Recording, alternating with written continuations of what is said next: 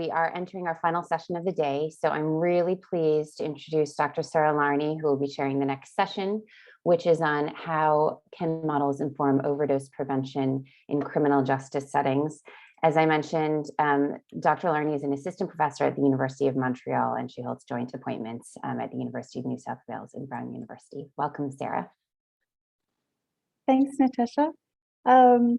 Thank you, everyone, so far. And this has been a really great afternoon. This session is very much focused on how models can be used to inform policy. And I just want to briefly mention, I guess, one conceptual model of policy making that can maybe help us to think about how to design models that can inform policy. So John Kingdom's multiple streams framework explores how policy is made. Kingdom talks about how policy making isn't just about matching a solution to a known policy problem. It's also very much about how that policy problem is defined. So the policy problem is actively defined by various stakeholders. And it's that definition and the definition that becomes dominant that really determines the range of potential policy solutions that become possible. So we might be defining a problem in the criminal legal system space. We might say that the definition of the problem is that people die of overdose after they're released from prison. But from the perspective of a stakeholder who controls the budget strings, who makes the decisions, the problem might be that there isn't enough money to deliver an opioid agonist treatment program to scale. So that then becomes the actual problem that needs a solution. And ideally, the solution will also address our definition, our problem definition. But what we really need to focus on is the problem as it's defined by the decision makers. So I guess that's just something to think about as we talk about this. And there's great potential, I think, to open up the way that we model outcomes in relation to the criminal legal system in terms of thinking from different perspectives about how the problem is defined and what solutions become possible from those different definitions. So the speakers for this session are going to elaborate on that and provide some different perspectives. So we're going to start with Harold Pollack, followed by John Giftos, and then Leo Beletsky. So let's start with Dr. Harold Pollack, is the Helen Ross Professor at the Crown Family School of Social Work, Policy and Practice at the University of Chicago. He has published widely at the interface between poverty, policy and public health. He is the co-director of the University of Chicago Crime Lab and a committee member of the Center for Health Administration Studies at the University of Chicago. So his current NIH-funded research concerns improved services for individuals at the boundaries of the behavioural health and criminal justice systems, disabilities, and two major new efforts to address the opioid epidemic in Illinois and across the nation. So Dr. Pollack, I'll give you the floor. Thank you. Can everyone hear me? Can folks hear me okay? Yes. Perfect. Okay. Can you see my screen now? Yes. Perfect. Yeah. So I want to talk a little bit about how we use big data and also sort of little data for opioid policy modeling. And I'll tell you a few things about our work and what seems to be significant. At the University of Chicago Urban Labs in particular, I'm now the co-director of the Health Lab. I've stopped committing crime, and I'm now promoting health. So just some overall things that I want to get to in the next 3 hours. The first thing is the many uses of big data and also little data for opioid policy modeling. I'll say a few things. I'll give you a few descriptive modeling results. I actually think descriptive statistics are somewhat undervalued as guide to policymakers. Very often we can provide a lot of value to policymakers just by describing sort of what's going on out there. Some of the different methods that we use cohort simulation models quite a bit. And you can imagine if, for example, if you're trying to understand what would be the cost utility of distributing naloxone for people leaving jails and prisons, cohort simulations and also agent-based modeling of the sort that we are now doing at the University of Chicago and Argonne. I'll just put a little close paren there, just we'll pretend that I had stuck that in the beginning. Also the use of machine learning, and we've done some interesting work trying to understand what are the relative strengths and weaknesses of machine learning compared to other approaches as we're trying to identify people that can be helped through interventions. And I'll maybe say a few things about the sequential intercept model as well. And particularly a lot of the folks that I am interested in are people that have an opioid use disorder, but they also have a co-occurring other disorder, whether it's alcohol or other substances, maybe serious mental illness, and even intellectual or developmental disabilities. You know, just the range of issues that people confront. First of all, on machine learning, one of the most interesting things to note about machine learning is that it actually opens up the possibility of prevention. So in a lot of our work, very often policymakers ask us, you know, can you find us the 150 people in Chicago who are most likely to have an overdose in the next 6 months? And, you know, that's a pretty simple question. You basically say, well, who are the people that have had lots of overdoses in the last 6 months? And you don't need fancy modeling to find people who are sort of at the extreme end of that risk distribution. And it turns out that machine learning doesn't do all that much better than the sort of frequent high user type model if you're just trying to find the person at the greatest possible risk. But there's some real problems with that. One is that if we're trying to do prevention, we want to get people who haven't overdosed at all yet. And by definition, we're not seeing those people if we use the sort of frequent flyer type philosophy. And what we found is when we try to do interventions where we are looking for a somewhat larger group that might have individually lower group, but might benefit from prevention or maybe secondary prevention, the machine learning models are often useful. Lots of challenges for that, and that I'll get to. I'll say a few things about the challenges of using big and little data for policy modeling. One that's really an unforced error, at least in American public policy, is there's a lot of public use data that's available. One of the real challenges in the opioid epidemic is the data tend to be old. You know, for example, just very, very recently, the Bureau of Justice Statistics released the 2016 data, survey data for state and federal prison inmates. And I'll show you a couple of descriptives from that. Well, you know, the opiate epidemic's changed a lot since 2016. And a lot of the most important data that we want to use they take a long time to get to us, or they're unavailable or just unreliably reported in a variety of ways. You know, for example, when we have self-reported survey data like the NIS do, we just know that data has a lot of problems when we're trying to get to opioid use and related behaviors. So I'll say a few things about that. Just for those that want to see some of the types of work that we do, here's the kind of work where we just used the sort of frequent flyer approach.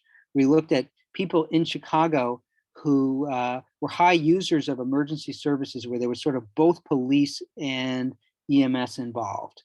And we identified about 300 people in Chicago that just had lots and lots of encounters. By the way, the most common issue that we had was basically shoplifting alcohol or a pair of socks from CVS, Walgreens, things like that, survival crimes. And you know, if you're sort of a frequent flyer involved with police and EMT, you kind of can't be in the armed robbery category because they would incarcerate you. I should also mention, I know this is a family program, so I won't use the language that I would use to describe some of the major challenges that we have in this kind of work, which is really getting data use agreements with partners so that we can get data in a timely way and use it. And it is just, I would say, the great majority of the political and ethical challenges that I face in my role do not concern how I interact with individual study subjects who have opioid use disorders. It is really, how do I deal with a city agency that controls access to the data that I need to do my work, and I'm going to be dealing with in a repeated way. And, you know, I discovered that the law enforcement folks aren't super nice to some of the people with OUD. And if I write about it in this paper in a certain way, will my next data use agreement end up under somebody's coffee cup when I'm trying to get my NIH proposal in? That's the real way that you become compromised as a researcher, is because you are dependent on our partners. and I can talk about that if it comes up. I also want to mention the importance of cultural competence. And we heard from some of the presentations in the last session. It's absolutely essential to have cultural competence when interacting with people with lived experience of substance use disorders and opioid use disorders, or people who have experience in the criminal legal system. You just can't, you cannot be researching the lived experience of people who have been in our jails and prisons without having people who've been in our jails and prisons involved in helping you as partners in your efforts. The same thing, though, is also true when we need to have cultural competence with all of the communities that we work with. With law enforcement, with people who work in corrections, with people who work on the front lines in first response. And there's just so many ways that cultural competence is critical, and we often lack that. One of the things that we found, we use a lot of administrative data. Well, what does it mean when the EMT writes aggressive in the case notes when they are responding to an overdose situation or a related situation? What does it mean when certain words are used? What do they write down and not write down? And it's just critical, that cultural competence piece. We have to, it's absolutely essential with every population and every partner that we work with. Also understanding what's meaningful to people in the modeling that we do, and this has been talked about already. What are the financial workforce or other implications that come out of our modeling that are really meaningful to people? One of the things that's really striking in some of the correctional interventions that we try to model is many of the costs accrue to the correctional system. Many of the benefits accrue to other actors in the system. You're reducing overdose by giving out naloxone and providing Suboxone in the correctional environment. It's tremendously beneficial, for the Medicaid program, for the community environment. What is the incentive for correctional systems to really embrace that? We have to be thinking about that. We often do our cost effectiveness, cost benefit analyses from the social perspective. Well, there's no individual stakeholder that is the social perspective. We have to understand how are the different constituencies affected, and maintaining relationships over time with our key partners is critical to that.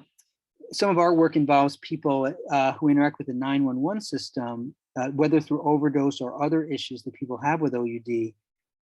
One of the real challenges that we have is many of the best tools that we have for first response in trying to help people who have a behavioral crisis are specifically not available to our folks who have OUD issues. And if you want to do team-based interventions for people out in the community, if someone has a primary diagnosis of serious mental illness, we can do that. Our Medicaid program will pay for that, and we can model the benefits to that to various actors. If the main benefit is to someone whose primary diagnosis is opioid use disorder, it's harder to pay for that. And we talk a lot in our work about people-based, event-based, and place-based interventions that might help these different populations. This is, by the way, if you're doing a machine learning presentation, you have to have a snazzy data pipeline slide that sort of comes with your union card. And when I started this work, I thought I would be spending all of my time at the right end of this pipeline. Should I be doing a random forest model? Should I be doing lasso? And actually, you spend all of your time on 80% of your time all the way on this other end. So James Jones overdosed on the Green Line in Chicago on Thursday, April 12th. And he was revived with naloxone. James Johnson was revived on the Red Line April 21st, but it actually wasn't that far. Was that the same guy? Did they just misspell his name the second time? It's amazing how much time you spend on these really mundane issues that involve how data are generated, and understanding with partners, what does it mean when I'm trying to use a big data that is not collected for the purposes of research, and that is often collected, under very difficult circumstances, out in the field. I'll say a few things about survey data, and then I'll stop talking. We're trying to understand the cost effectiveness of interventions that expand access to MOUD to folks leaving jails and prisons. And I'm part of the JCOIN intervention. We have something called Reducing Opioid Mortality in Illinois, where we're one of the interventions that's trying to do that. And when you look at the data on folks who are in jails and prisons, two things seem very, very plausible when we want to hypothesize what the modeling will tell us, although I can't give you the firm answer now. One is there's absolutely no question in my mind that we're going to show that if we can link people to MOUD, we're going to improve people's well-being, we're going to reduce people's criminal legal system involvement, we think, and we'll reduce some property and survival crimes, and we'll probably be highly cost effective. And we think, and the cohort modeling that we've done really shows that. And in fact, it also that we can save lives through things like naloxone distribution. We actually think that we're going to have a smaller impact on crimes against persons. And therefore, if you're using monetized sort of cost benefit analyses, interventions that help people with OUD are going to be less effective than we might have than we might ideally hope in terms of making the sales pitch to other stakeholders. And there's a very simple reason why, which is that opioid use disorders, in fact, people with all drug use disorders, they're not committing a lot of the violent crimes. A lot of the crimes that are being committed by drug users, this is drug attributable fraction of criminal offenses. Yeah, this is the most commonly cited data. It's from a 2013 publication, which actually comes from 2011 data. The things that are really going to dominate your cost benefit analyses are these violent crimes, and the people with OUD don't do those super often. And so I actually went to the 2016 data on state and federal prison inmates, and I just looked at how many people committed different kinds of crimes and either had heroin or opioids in their system when they committed their index crime, or had done it within 30 days of arrest. And what you see is for these really serious crimes that are on the left side, the OUD folks aren't doing it that often. And there's a lot of stereotypes about the dangerousness of people with OUD that are inaccurate, but that also mean if we can effectively help people in the criminal justice system, don't look for benefits, for these types of crimes. And by comparison, here's what alcohol looks like. Here's percentage of state inmates with self-reported alcohol on board when they committed offenses. And we're seeing, a third of people who commit violent offenses had alcohol in their system. And you come back up to heroin and you see, wow, if it's 10%, that's really kind of surprising. And so when we model it, we should not be expecting these huge monetized benefits from crime reduction, because this is just not a group that is committing a lot of violent crimes against persons. They're by the way is true of meth. Just not very common to see violent crimes committed by people with substances on board when they commit them, except for alcohol. Here's cocaine. The American public believes that substances are much more intimately involved in the immediate circumstances of violent offending than they actually are. And therefore, when we do the modeling, helping people get off of drugs is going to have tremendous benefits for those people, but it's not going to produce huge monetized benefits to the society from reducing these types of offenses. So I think I'm going to stop there. Pardon the, I noticed NIMH, of course.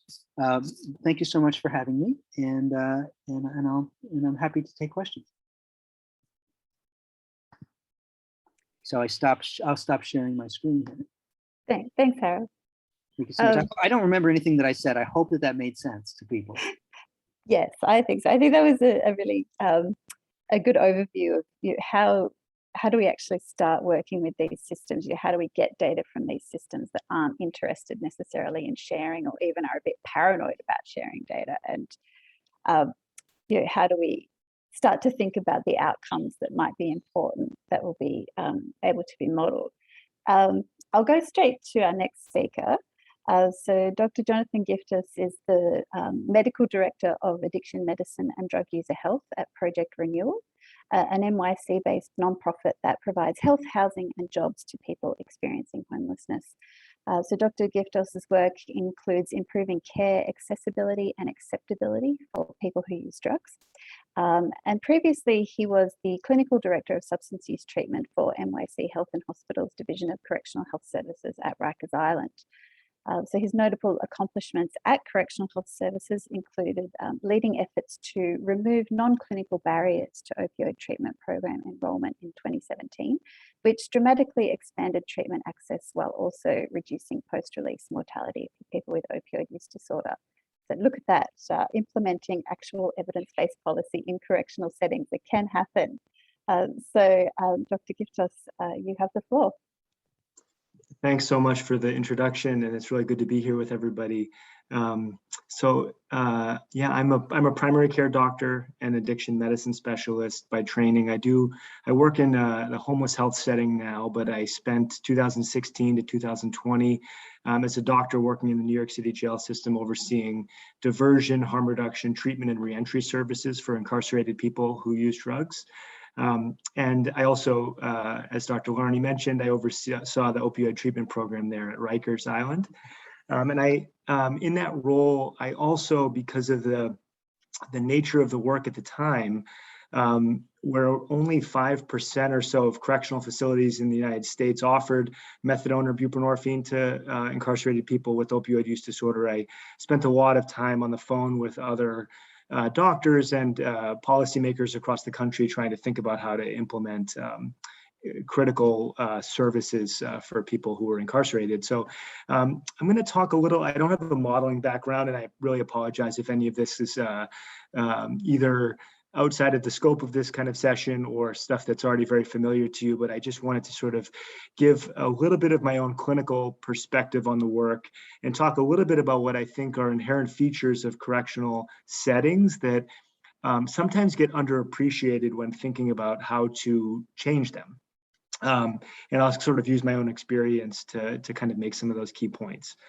So I'm sure it's been talked about today that overdose, risk factors for overdose are pretty clear, right? We have a contaminated drug supply that's largely driven by, prohibition and fentanyl contaminated, especially in New York City.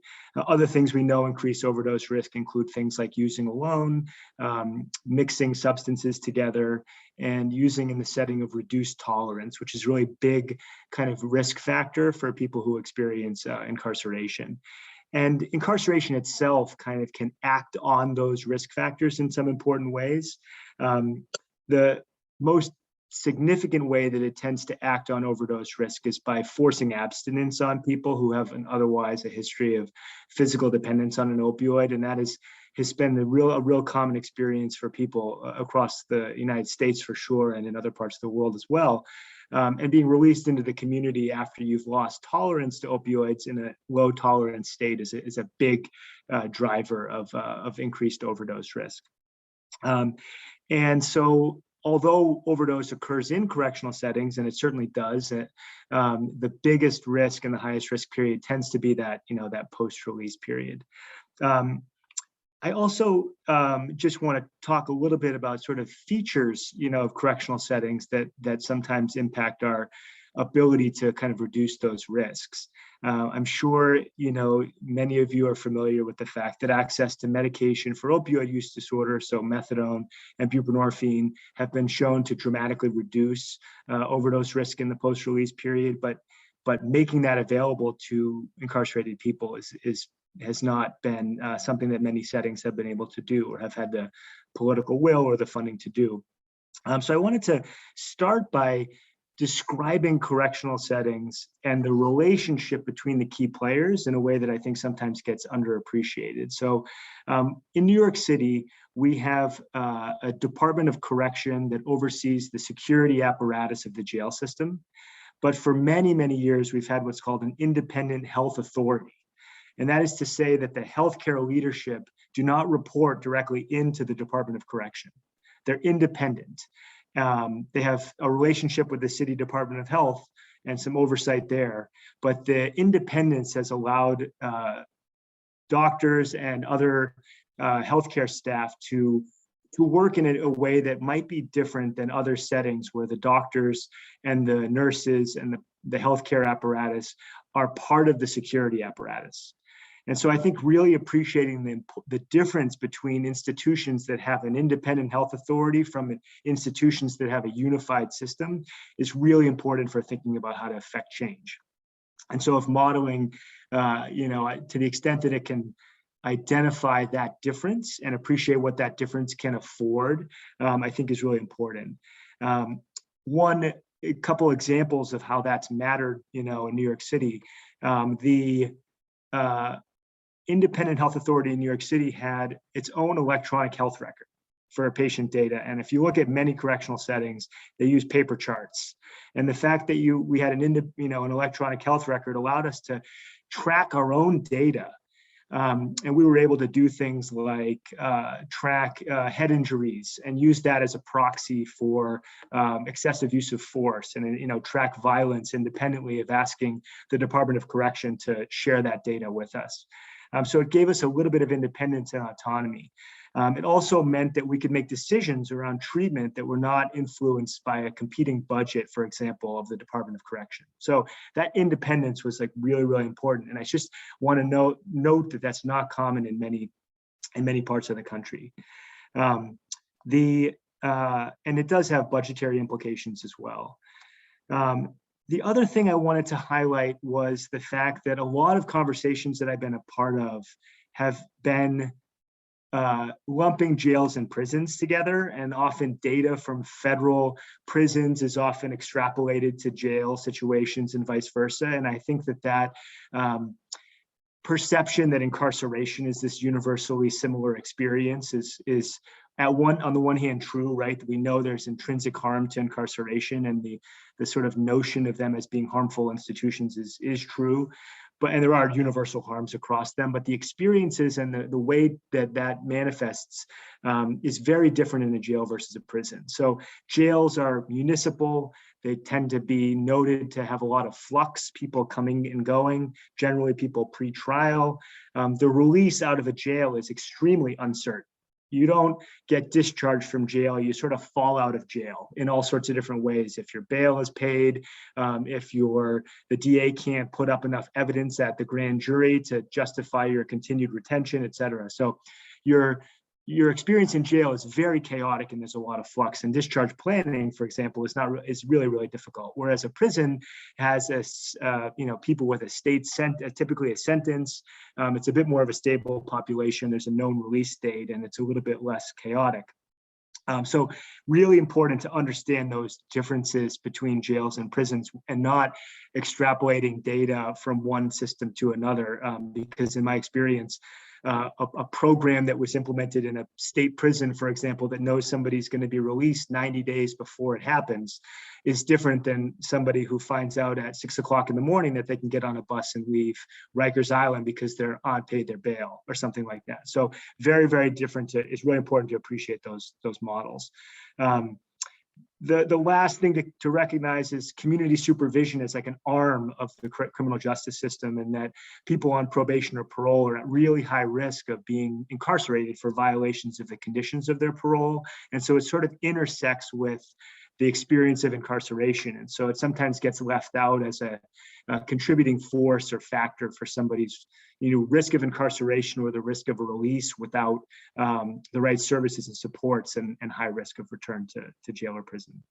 The last thing I just want to talk about quickly as a critical factor is that how, in my experience, the funding, when I talk to other municipalities, the funding mechanism for correctional health, for example, is so different than many people appreciate.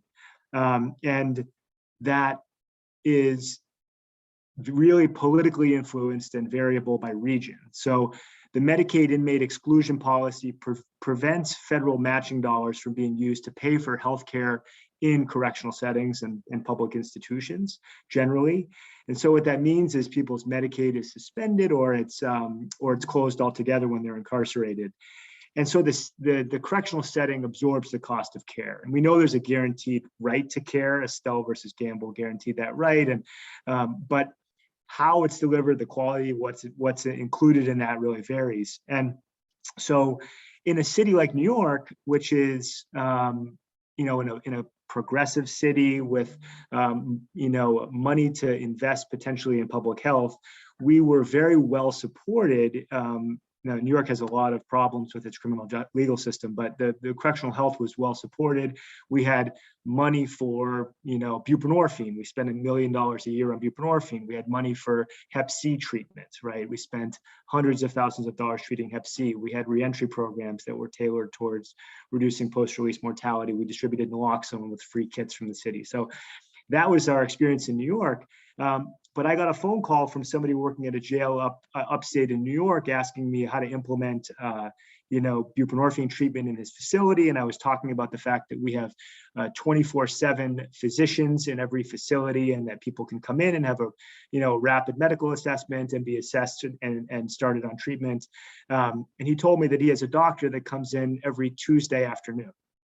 And his ability to kind of take our model and like apply it to his setting was like, it was impossible for him to even imagine how to do that.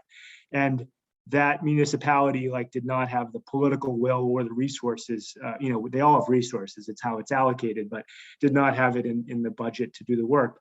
And so the recognizing how political the funding is and how the funding is so regional is really important, and I think sometimes underappreciated. So take home really here is that there's a lot of that the relationship between the healthcare authority and the correctional setting is often assumed to be the same everywhere, and it's dramatically different. To Harold's point earlier, like we were an independent health authority. I'm on the faculty at Albert Einstein College of Medicine. We had ongoing research projects with NYU around injectable buprenorphine with Josh Lee and others. And, that was an ongoing, we had ongoing quality improvement and quality assurance work.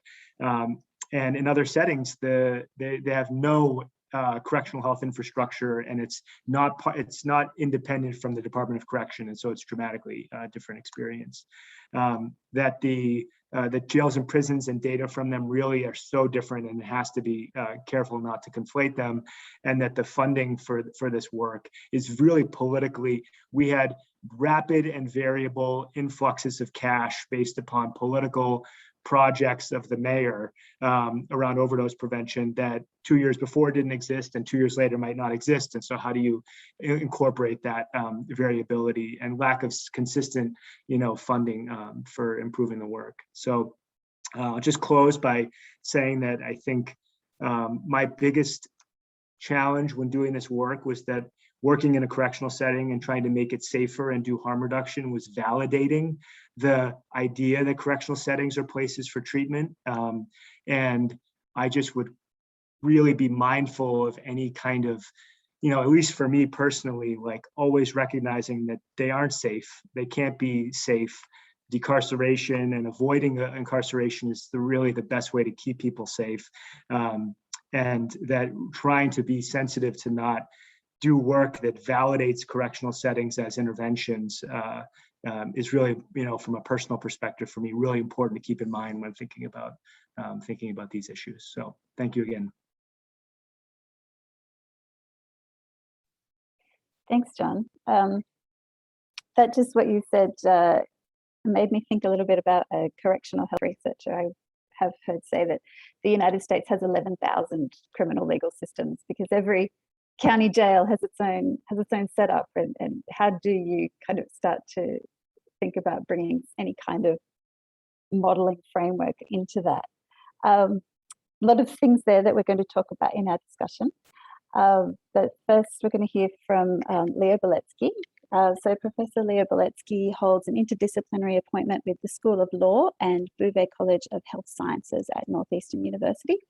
His current scholarship examines municipal budgetary priorities, the role of police in COVID-19 response, the compounding of the overdose crisis by the global coronavirus pandemic, and how public health policies shape individual liberties, especially in marginalized communities. Professor Beletsky is a frequent media commentator on public health law and policy, health equity, and policing. And these are the issues that define the project portfolio of the School of Law's Health Injustice Action Lab, which he founded and now directs. So Professor Beletsky. Thanks so much, Sarah, and thanks for inviting me. This is an amazing convening and really, really timely and important. And I realize that I'm standing between you and the end of the day, so I'll try to be I didn't put together slides because I knew that folks were going to be just so tired of looking at slides. Try to be brief. My background is at the intersection of law and policy and public health, empirical public health research. And so I try to straddle these two areas, and being an immigrant, I try to translate between the languages of these two kind of separate fields, which is important because a lot of times they speak in very different languages and very different constructs. I think that specifically thinking about the modeling work, which I'm fortunate enough to, be have one foot at UCSD, where I get to work with Natasha and Anik and some other folks, is really, I think the importance of, and this has been voiced already, the importance of including different kinds of folks in the decision making around what is being modeled and what questions are being asked. I think that's really, really critical. And I know that the discussion has focused on this today because a lot of times the modeling work can miss the forest for the trees. The thinking around kind of what parameters we're using, what assumptions we're making. There's a lot of very sophisticated, econometric epi that's done and ends up really coming up with, using very sophisticated models to come up with results that just really don't make sense from a perspective of real world, whether or not, it's sort of theoretical interventions that are not feasible, or even just results that are kind of completely counterintuitive. Thinking specifically around some work that was done on moral hazard of naloxone distribution and some, methodologically, actually that particular study was also methodologically flawed, but there are, it is possible to use really great methods really well, and because of assumptions that are made, not really have very constructive information to be adding to the conversation. I think it also is worth noting that, and this has been a frustration of mine as an empirical researcher, that a lot of times, we kind of assume that policy is evidence-driven, and it oftentimes isn't. And I think that is something that is a limitation to a lot of the work that we do, because policy oftentimes is based on theory and hypotheses that people can just state without having any kind of support, such as what's happening right now in conversations around fentanyl, and fentanyl being a major sort of the fuel that's fueling the surge in overdoses, and lawmakers kind of reaching for their tried and true talking points around cracking down on fentanyl dealers. And if only we could ratchet up penalties for fentanyl related crimes, we could take fentanyl off America's streets and take this poison off America's streets. And these are hypotheses that they're stating that have not been supported by research. And I think that one way of looking at it is, well, maybe we can test these hypotheses and sort of prove the counterfactual.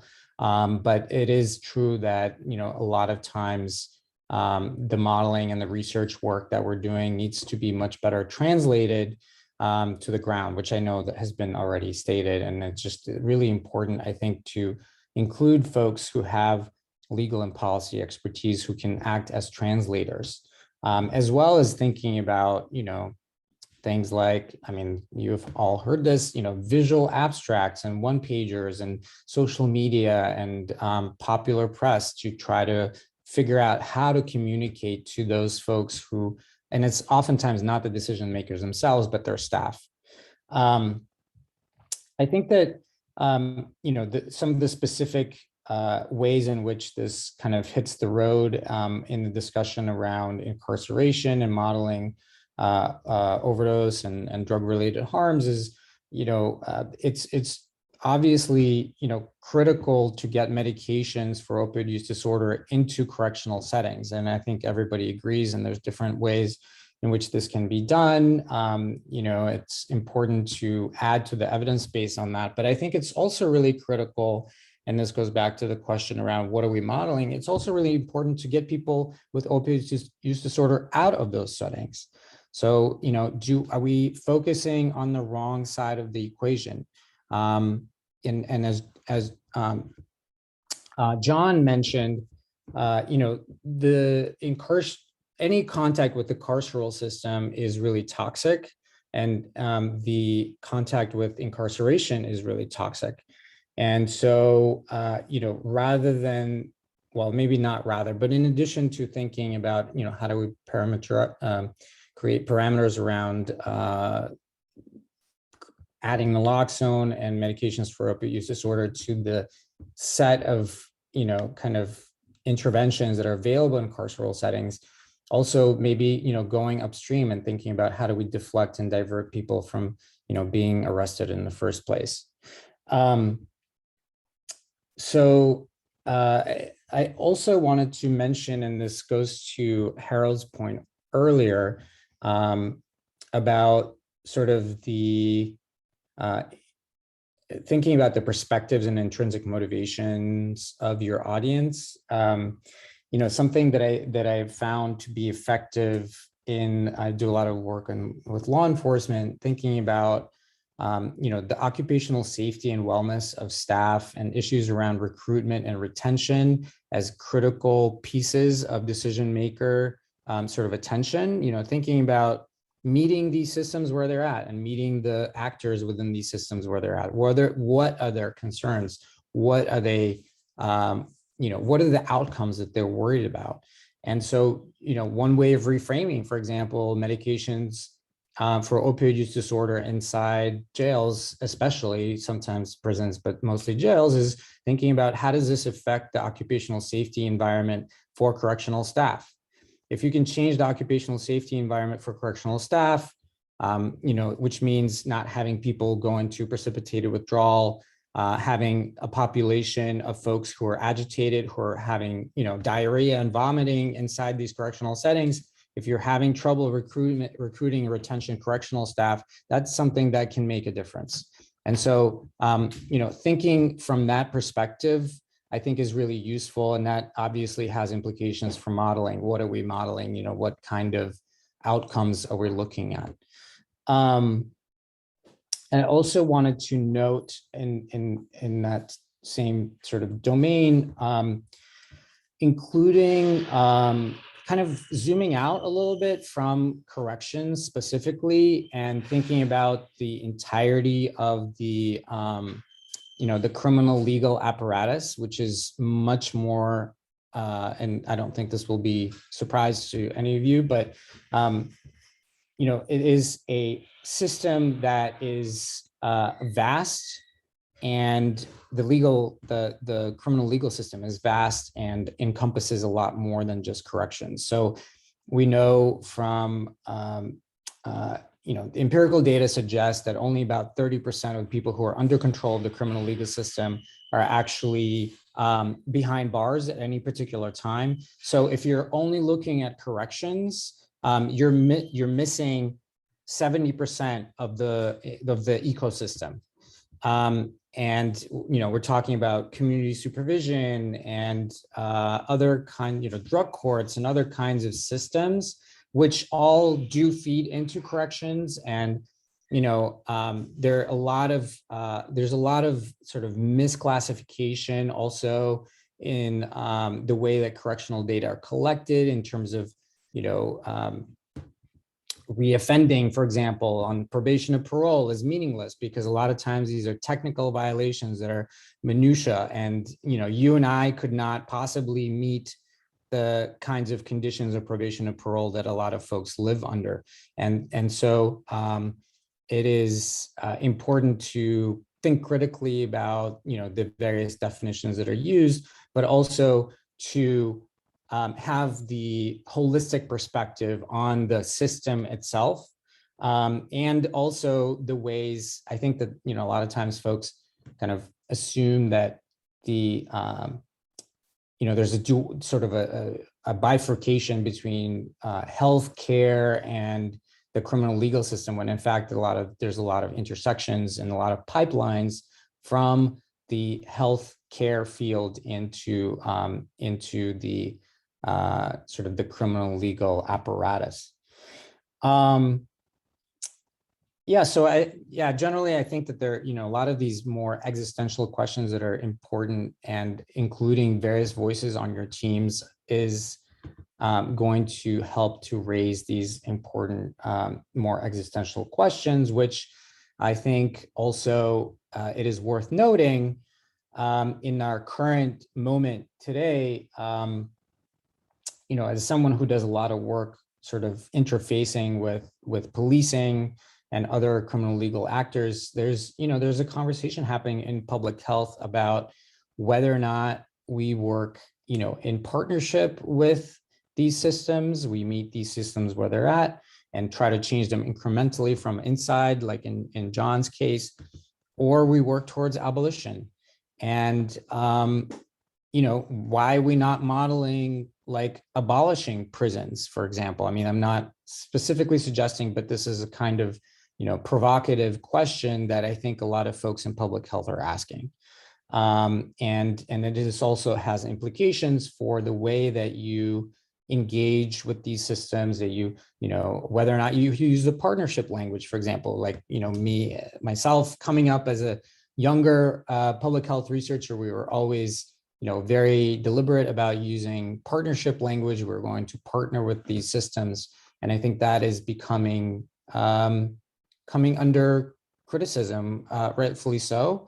I think that maybe, language around interfacing is better, but I'm not prescribing here. I just think that this is important for us to think about in terms of these, more fundamental questions of what questions we're asking and what kinds of things we're modeling. I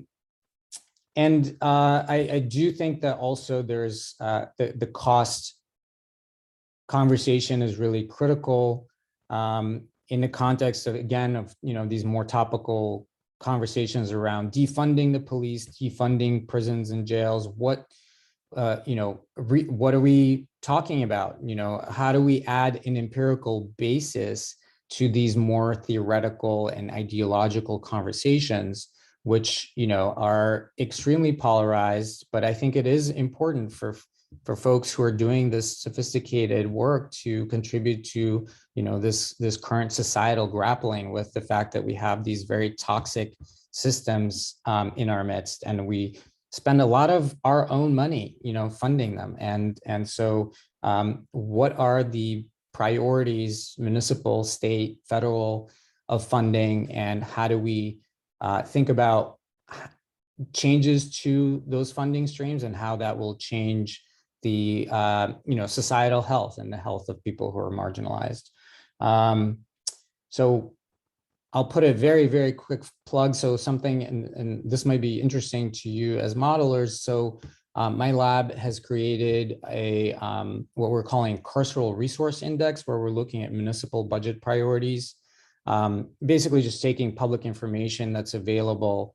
And I'll put it in the chat, and it's freely available to you as modelers. So if you would like to use some of these data about how certain municipalities use resources, we're basically created an algorithm that compares and contrasts carceral spending, so spending on police, prosecutors, and other carceral systems, with funding for health and support. And it's just again, it's a sort of, it's an index that ranges from 1 to -1.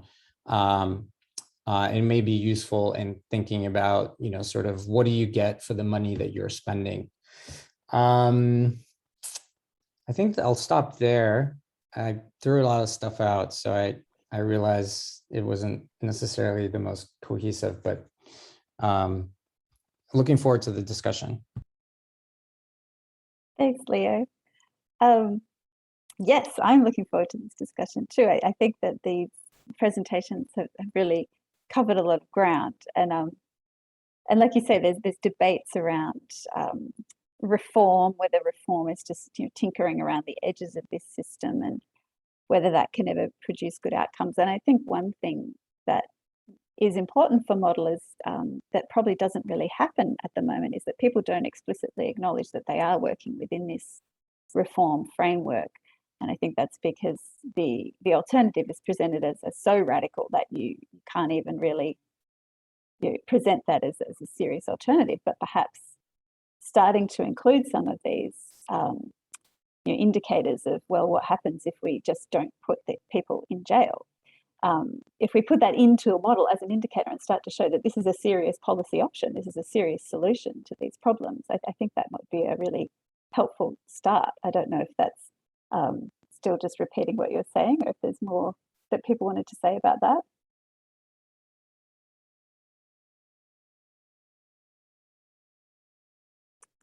Natasha, is that your hand up to ask a question? It was, but also to respond to your comment. I'm thinking about, there were a lot of really, really good comments about understanding the stakeholders and their priorities and outcomes that are relevant to them. And I'm thinking within this discussion of modelers that are interested in using modeling to further the abolition agenda.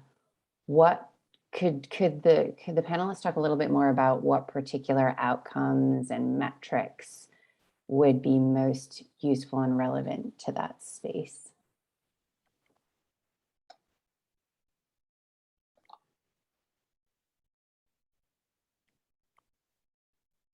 I'll just very quickly to say, as somebody that's worked in a correctional setting, it's really hard to pin down the outcomes because there's such a universal set of traumas that you experience when you are detained, when you can't use the bathroom when you need to, when you are treated very, very disrespectfully for sort of just needing your basic needs met, when you're you're at risk of violence, you are like potentially losing your job, your housing. There's so much, the system moves so slowly that it seems so disinterested in your safety and your well-being. Court dates are just randomly postponed for weeks on end without any communication for people. So I think that like there's things like overdose and death that are like the tip of the knife. And I think everybody cares about reducing those things.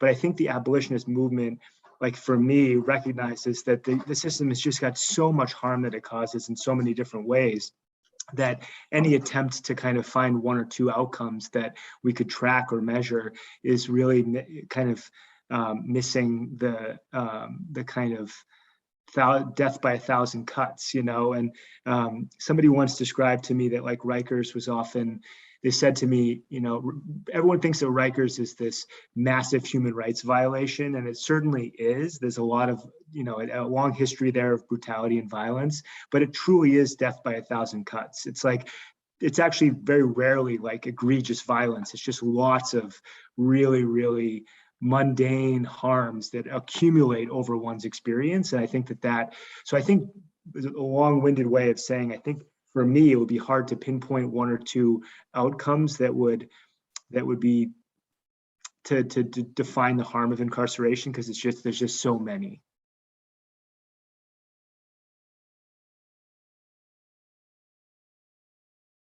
Yeah, and I guess that, oh, sorry, Natasha. Go ahead, Sarah, and then I'll follow.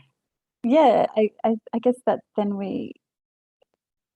then it becomes this matter of like, how do you package that then for if you are trying to come up with an outcome?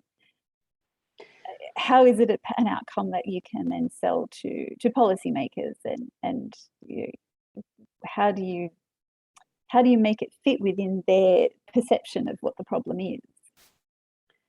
Yeah, the only thing I was going to add is I do think in that way, modeling actually can be useful because it can be used to look at multiple outcomes, many of which are interrelated, and to try to, you know, maybe it couldn't possibly capture all of the harms, but it doesn't have to be a singular outcome, right? We can look at multiple outcomes and pushing the agenda forward in terms of thinking about all those potential harms and how we could quantify them, both health rate, you know, physical health, mental health, you know, in all those domains, I think is something that, we could think more about and do better at getting that whole picture in the model.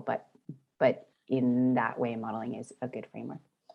Yeah, I would just two things to that, if I could. One is that most people who have opioid use disorders want to be social, want to be contributing to their communities, to their families, and when people have access to not only MOUD but also the basic other services that they need to have their essential needs met, it is a lot easier for people to fulfill their responsibilities in their families and in their communities in the way that they would like to do. And I would not describe myself as an abolitionist. I think that there's certainly an important role for law enforcement and for the criminal legal system when people are doing things that are serious crimes against persons. And the guy who is committing survival crimes at Walgreens by stealing, groceries, there's a lot of ways we can deal with that don't involve putting that person in an 8x10 cage. And our law enforcement efforts really need to be focused on violence and violence prevention. And I think policymakers, we have to listen to policymakers and the public who say, hey, it matters. When people are acting violently, we have to, we do need a police response to that, and everybody's entitled to be safe. But that's not what most people with opioid use disorders are doing. And it's really important to, if we were really worried about violence, we would focus much more intentionally on raising alcohol taxes and dealing with other things.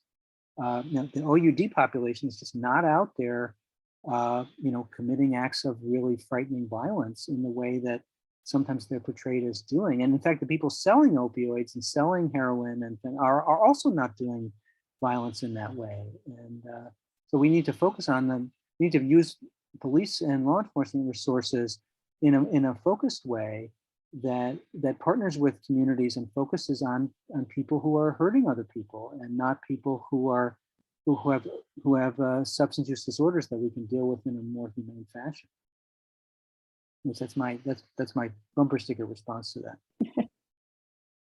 I do think, by the way, we should avoid rhetoric that, like, I think one thing we learned, I'm politically active in Democratic Party politics, and the defund rhetoric and so on. I think we have to be careful as a tactical matter that we acknowledge the legitimacy of public concerns over crime and violence and things like that. And I do think that a lot of people in the public who stop listening when they hear things like defund the police because they associate it with, I'm going to make my community less safe, when very often that's actually not what people are trying to get to.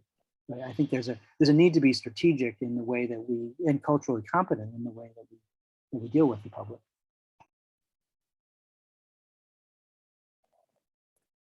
So Bruce, did you want to ask a question?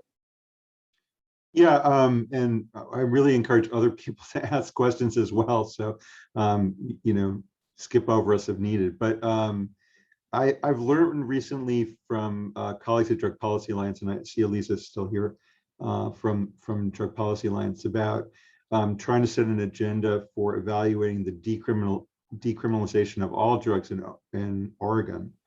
And my understanding is that one of the parts of that is that money that is saved in the criminal and justice system, criminal legal system, should be redirected in part towards harm reduction. I wonder, and a couple of panelists mentioned cost as an outcome. And I wonder if there's a role for modeling and research around how that can happen and how to quantify that, and if that would be a policy relevant outcome.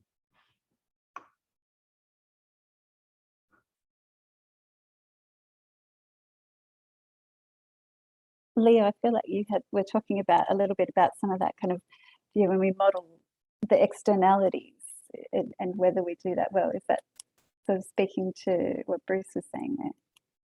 Yeah, I mean, I want to give other folks a chance to talk. I know we're kind of pushing up against the end, but I think it's, in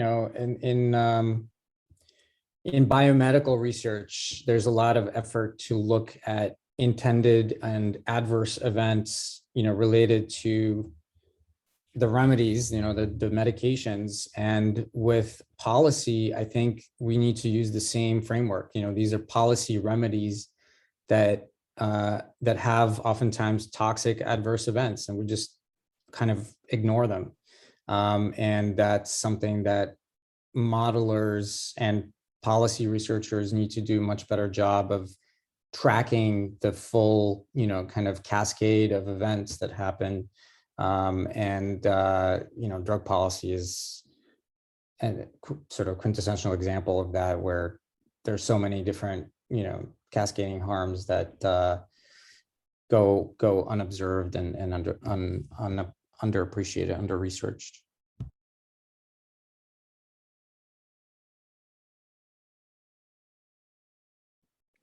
All right, Amanda, you had your hand up before. Did you have something you wanted to add?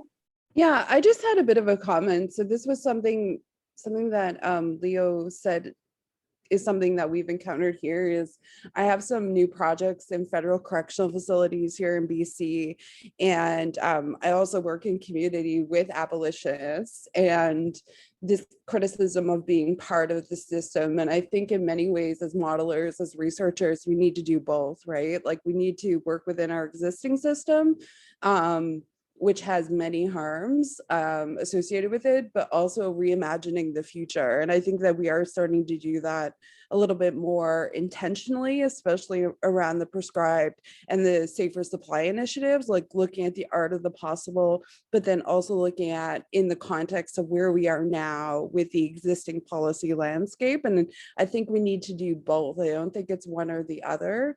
Yeah, thanks. Yeah, I mean, and as you said, Harold, it's about packaging. It's about how things are presented and I guess presented as being options and possibilities and how things are defined.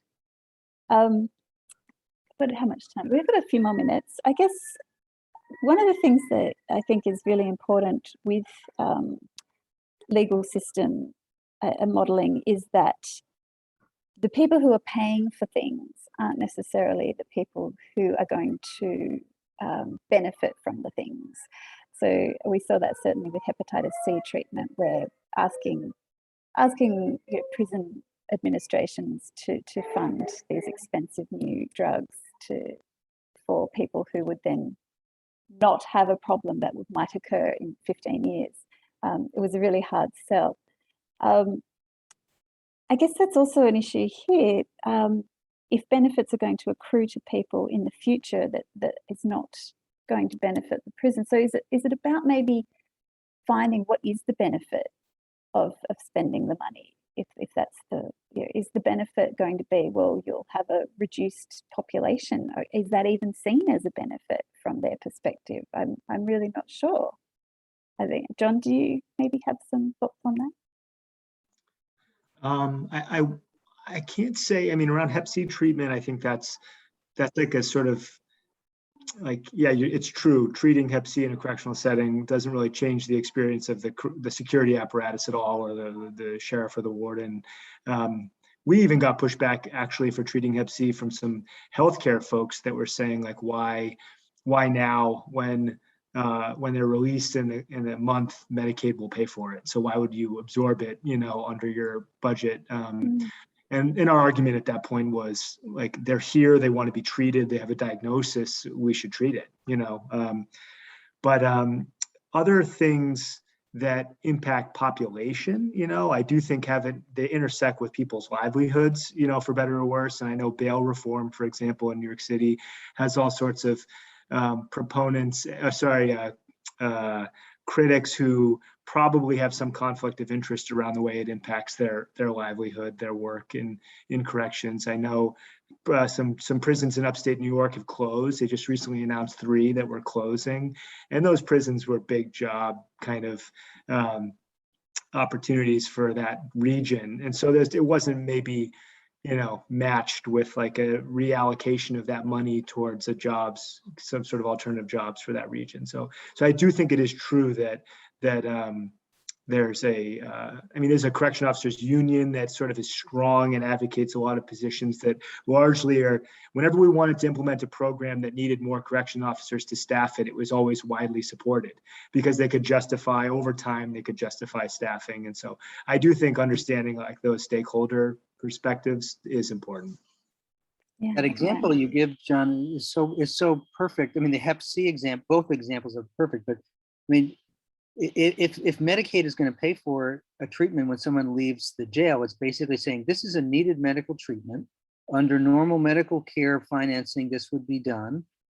And so it should be done inside the correctional system. There's no security issue doing this. There's no, it's a failure of our financing structure that it's even a debate that you know, just people within the correctional system have a human right to basic medical care as to, which this is. And it's just, I mean, we've screwed up the financing structure so that maybe Medicaid should be paying for that in the correctional setting. But that argument that they're giving is basically another way of saying we don't feel a responsibility to provide a standard of care inside the correctional system that would be the minimally acceptable standard in any other setting.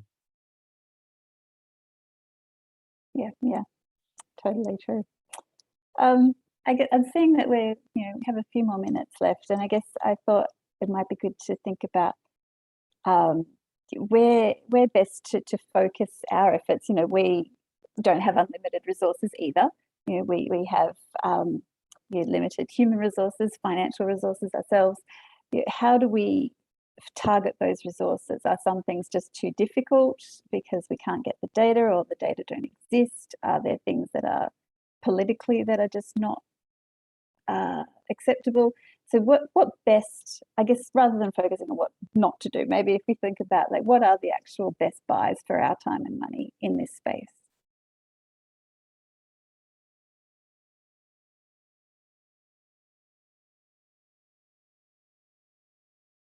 Harold? Yeah, I've talked so much. Maybe someone else would want to go. I mean, there's so many things that, you know, certainly alcohol and MOUD treatment would be tremendously valuable. I think the role of housing is, I think a lot of people in sort of critical time interventions when people leave and they fall through our fingers and have a really horrible outcome just when no one administrative system is really responsible for them. That would be, I would put a big focus on that, and I know that NIDA has put a big focus on linkage interventions, and that would be one place. But I'd be interested in others' reactions. I would just say I think that decriminalization and looking at rethinking the drug seller and drug selling in general as something that, you know, is just such a major driver of policing and short-term incarceration. And I think, you know, there's this, sometimes we've, I think, separated out the person with addiction from the drug seller, and that the person with addiction deserves all these services. The drug seller is some nefarious actor. And we know that that's not really true. And I think that the drug seller kind of an approach to drug selling has really led to a lot of policing and incarceration and harm. So I think if you, like, that is just, if you don't address that, then you're going to continuously be exposing all these vulnerable people to the harms of the criminal legal system. And you can only minimize those harms so much with interventions, right, that we could model, like medications for opioid use disorder certainly are important. Naloxone is certainly important. But if you're constantly thrusting people into a chaotic system, then you can only do so much. Yeah, I think that those kind of short repeat incarcerations that are end up putting quite a lot of cost the system quite a lot of money for very little benefit, if any. And I want to give credit to DPA. I saw, as I've just published, just put in the comments, but, you know, the Drug Policy Alliance is really, for me, like, kind of helped me better understand drug selling. And they have some really beautiful, like, narratives of drug seller kind of profiles on their website and stuff for anybody that's interested in kind of rethinking that framework. I think some of the focused deterrence models can be valuable on the drug seller side. You know, focus on the drug sellers who are doing things that are socially harmful in the way that they sell their drugs. People who are employing teenagers, people who are committing acts of violence, people who are harming the community. And I think we could have a big impact on the supply side if we basically said to people, we're not going to stop, we're not going to stop these markets through supply side enforcement. We know that, but we can say, hey, here's the things that you do that will bring you significant law enforcement attention, and don't do those things. And I think that would be of value, because you certainly don't want people murdering other drug sellers or doing things that are directly harmful. People are going to get fentanyl. People are going to get opioids. You're not going to close that market off completely by supply side enforcement. I think we know that, but we can affect the rules of the road on that. There's some really good stuff coming up in the chats around work being done on drug selling, and yeah, so I think everyone should just quickly copy and paste those links. Just one last kind of, the safe supply movement in Canada, I think is really important, because we've done a lot to crack down on prescribing in the United States around this sort of narrative that overprescribing contributed to the opioid crisis and has led to this real, change in the drug supply. And I think the safe supply movement is an interesting one. It's very fraught. No, fraught, I should say, in the sense that there's a lot of different opinions about it, and people have a lot of both, hopes for it and or fears. And I think understanding it better would be really important, because I think there's a real role for it. So anyways. Did you hear that, Amanda? No pressure. Yikes. Yeah, no pressure, Bodan. No pressure at all. We're leading the evaluation, and it's a political minefield from all sides. It's a really complicated issue, complicated intervention. So thanks. Great. Well, I know Leo had to run out a few minutes early, so maybe I will send us back to Natasha. Are you closing us out? Thank you so much. Thanks so much, Sarah, and to everyone in the panel. That was a great discussion, really thought-provoking. Thank you, everyone, for attending today. To all the presenters, thank you for sharing your really thoughtful insights about how we can improve modeling around opioid use disorder and related harms. If you would not mind, we really, really would love to have your feedback. So if you found today's discussion helpful or have any suggestions for improvement, please let us know by filling out our evaluation survey. Emily or Jared, if there's a survey that you want to link to in the chat, that would be good. Or feel free to email. I believe that she sent some of the email addresses in the chat as well, or you can contact us at contact@cherishresearch.org. We really, really would like to improve on this. We host this consortium once a year, and we're always seeking to do better. So very keen to get your feedback. Thanks again so much for sharing your day with us. It was great to see old friends and new ones. Take care, and see you at our next meeting.